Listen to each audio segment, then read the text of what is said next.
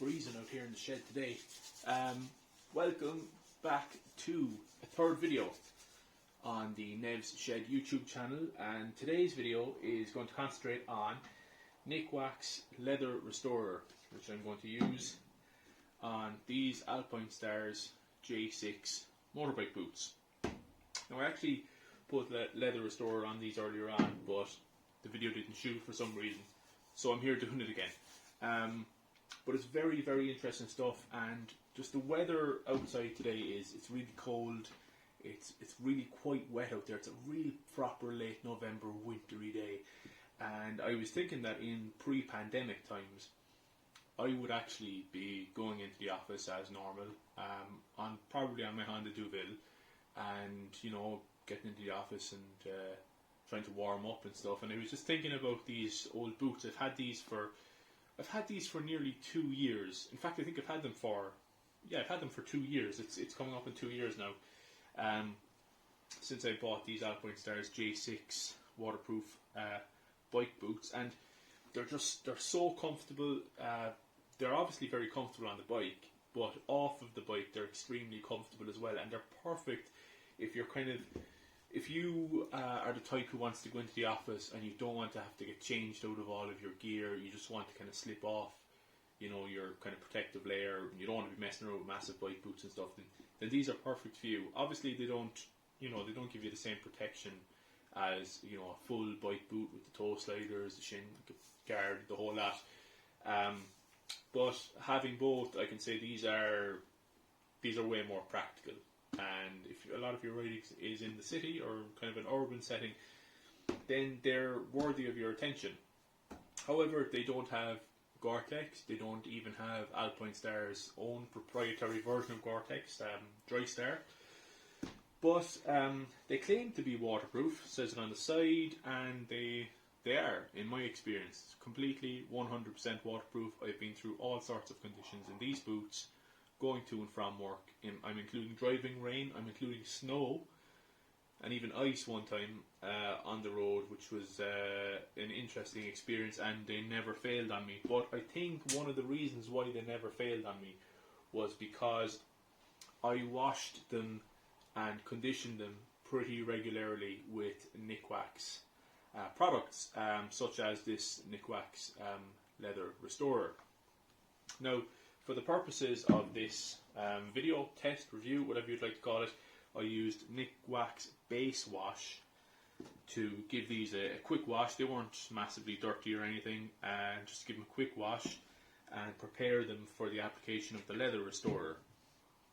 Now the Leather Restorer is just kind of shake it up. It comes in a spray bottle, 300ml spray bottle. It's €7.95 is what I paid for this. So whatever that is in pounds, dollars, whatever currency you use, and you kind of just spray on a little mist, and a little goes a long way. You actually don't have to cover everything. Do try and make sure you target the seams. You can actually apply this stuff while the boot is still wet, which is quite handy because the water will help the solution to kind of soak into the seams, into the thread along the seams and stuff, and helps to improve the waterproofing. And you can just leave it for a minute, leave it kind of to soak in. You'll notice that the drips aren't really going anywhere. They're kind of sticking to the boot. And we'll just do the other one. And there we go. That's done. Now, what I think is special about the Nikwax stuff is it's kind of it's designed for people on bikes like ourselves. It's designed for hikers, mountaineers, anybody who's out in the outdoors and needs their kit to withstand the worst of the weather. Now, some people will use it on jacket and say, "Oh, it doesn't work" and whatever. But I've always found it to be really good, and I've always found it to work. I found it to be a really honest product, and whenever I've contacted people from Nikwax, they've always been forthright and honest in answering questions about their stuff. So I never hesitate to recommend their stuff. I think it's interesting to look into the background of their main products as well. Like one of their main things is the soap. In this case, I used Nikwax Base Wash, which is actually a wash-in cleaner for synthetic base layers on socks. I don't really have any of that stuff. I have socks, but I don't have, I don't think I have synthetic socks, and I haven't been using base layers for a while because, pandemic, not allowed to go anywhere, that kind of thing. So, haven't really had to do any of that stuff. But what I suspect it is that it's very similar to Nikwax Tech Wash, which is, I don't have any here, but I do have their TX Direct Wash in. The Tech Wash comes in a green bottle that's quite similar to that, and it's basically, seems to me like a very pure liquid fat-based soap, which rinses out completely from your garments or whatever you happen to be washing with it, which is important because a lot of the times if you wash your jacket or maybe the surface of your boots, whatever you're riding, the trousers, whatever you have, and if you wash those with your normal washing detergent, I'm not an expert in chemistry or anything, but this is just from my own reading, from my own research, and I'm going to drop a link into the description of the video so that you can read more about this. I did a large article for this 5 years ago for Web Bike World, where I researched all of this stuff, and it was really interesting. But then again, that could be just because I have no life, but that's fair enough. So the Tech Wash is just a kind of a pure soap, whereas a normal washing detergent aggressively breaks the surface tension of water. And what that means is that a washing powder wants water to soak all over a garment, right? Which is a good thing because you need the water to get in, and you need it to start, getting the soap in to get the stains out, which is a good thing. But it often doesn't wash out completely. Some of it may be left behind on your jacket. That's fine on a jumper like this. There's no problem. It's not waterproof. It's never meant to be. That's fine. But on a bike jacket, that is a problem because the soap that is left behind, when the rain hits that, it'll disperse the soap, and that soap will move, along the jacket, will break the surface tension of the water hitting you, and will allow the water to soak everywhere. Now, I keep saying surface tension of water. Why is that important? I want you to think of a freshly waxed car or bike, whatever, and you'll notice that when water hits it, it kind of beads up into these little balls which then roll off the surface, right? That's because the wax that's on the surface has strengthened the surface tension of the water. The water is, the surface of the water kind of rolls into a ball rather than spreading out, and that ball then can be made to roll off of the surface.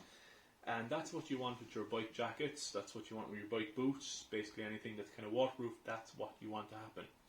And with the Nikwax, with the Leather Restorer or with their TX Direct washing stuff, there seem to be three main ingredients. There is EDTA, which is a kind of a salt, which is kind of the emulsifier, if you like. It helps to get the main ingredients into all the nooks and crannies of your jackets or your seams of things, whatever.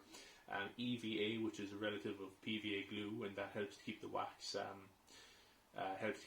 fluid, helps to keep the wax from being tough and durable and flexible enough to use on garments.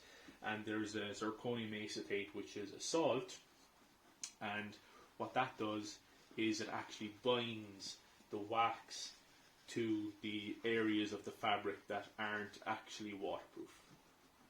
So they're the three main ingredients from the research that I found out by searching through safety data sheets, patent applications and the like, and I suspect that those three ingredients make up the bulk of what is in this Nikwax Leather Restorer, which is what I am now buffing out from the shoe.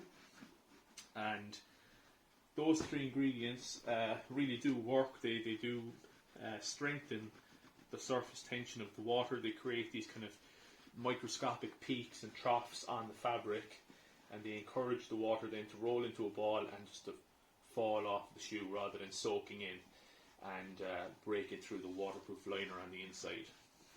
So it helps keep your feet or your gloves or your jacket, whatever, quite warm as well.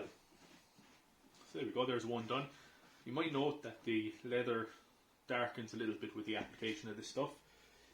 You do get a warning about that on the bottle. Doesn't matter to me, but if you have some light stuff, you know, kind of a light tan colour or whatever, that might mean something to you. So always test it on a small area first.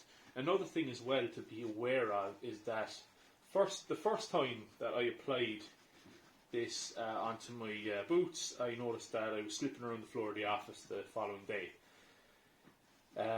Turned out I hadn't given the sole a bit of a rub. It'll still be a little bit slippery, but just make sure you get the excess off of the sole, because that wax, it is quite slippery. But here we are now, it's pretty much all buffed off. You might get the odd white bit in the seams, but that'll soak into the seams and it'll help keep those waterproof. And it helps to keep the leather nice and soft, stops it from cracking. It is actually cracking stuff. Brilliant stuff. And I thoroughly recommend it. It's a great price. I always believe maintenance is the key.